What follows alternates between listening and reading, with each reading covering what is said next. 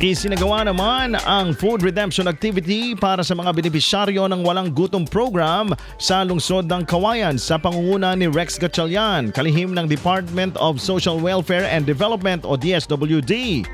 Binigyan diin ni Gatchalian na ang mga produktong pagkain na ipinamahagi sa ilalim ng programa ay direktang nagmumula sa mga lokal na magsasaka at maliliit na kooperatiba. Aniya, layunin nitong hindi lamang tugunan ang pangangailangan sa pagkain ng mga benepisyaryo kundi palakasin din ang lokal na agrikultura at kabuhayan.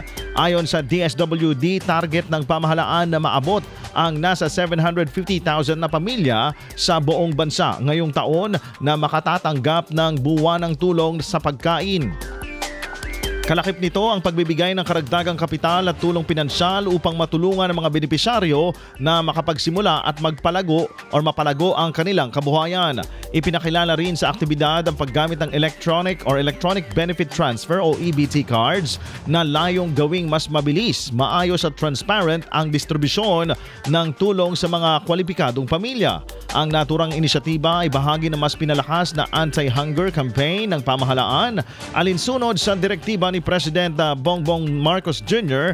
na maglatag ng pangmatagalang solusyon laban sa kahirapan at kagutuman sa bansa. IFM News.